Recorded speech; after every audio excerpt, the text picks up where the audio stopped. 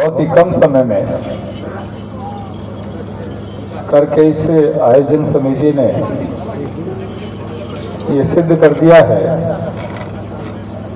कि आदमी का मन हो तो सब कुछ कर सकता है। और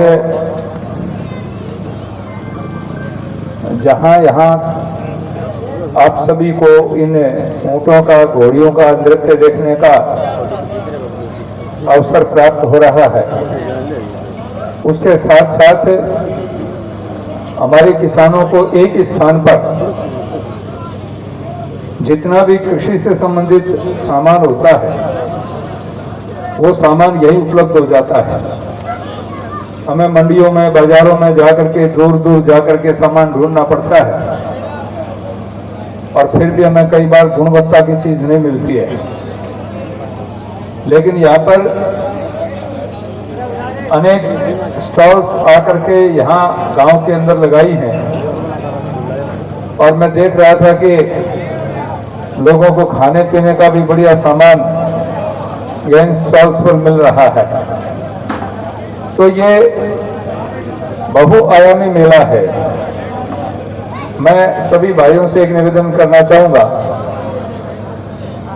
कि इन पशुओं से, ऊँटों से, घोड़ों से हमें ये खुद भी सीखना चाहिए कि हमारे अंदर भी कलाएं होनी चाहिए। जब पशु इस प्रकार की कला कर सकता है, उसको इस प्रकार से तैयार कर सकते हैं, तो मनुष्य को भी चाहिए कि वो भी कुछ न कुछ सीखे। और इसलिए हमारे यहाँ शास्त्र में एक बात कही गई है, साहित्य संगीत कला विहीन साक्षात पशु पुंछ विहीन। लेकिन जब पशु इस प्रकार का काम करता है तो आज ये सूक्ति झूठी हो गई कि भाई जो आदमी ये काम नहीं करता है वो बिना पूंछ का पशु है।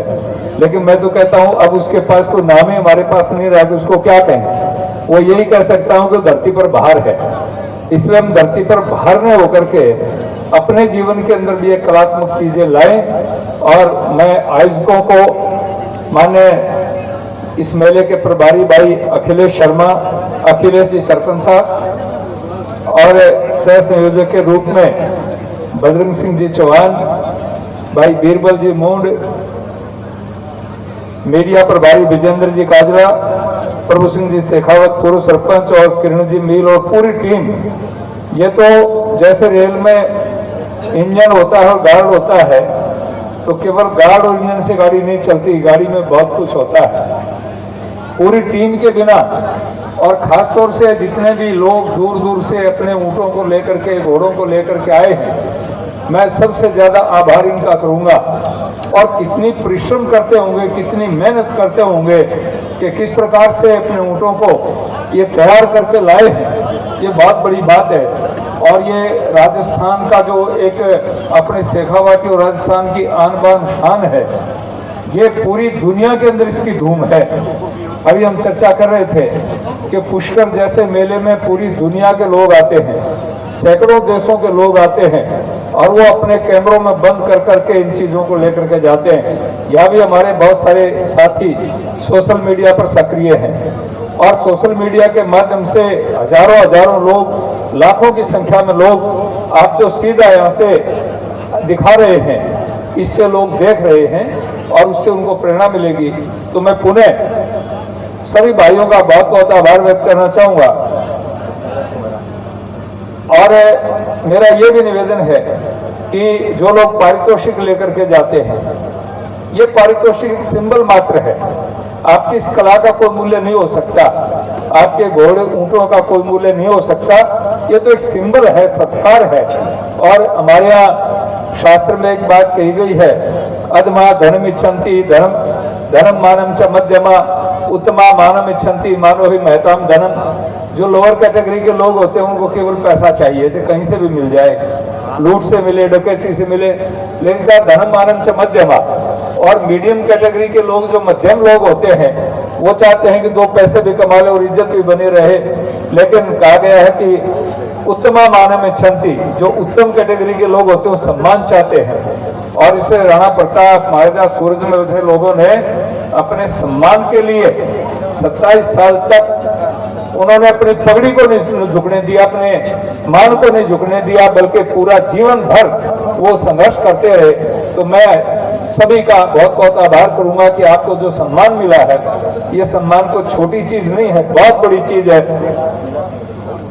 और कुंभाराम जी गुर्जर का इस मेला संयोजन में बहुत बड़ा सहयोग रहा है। मैं सभी साथियों का बहुत आभार व्यक्त करूंगा।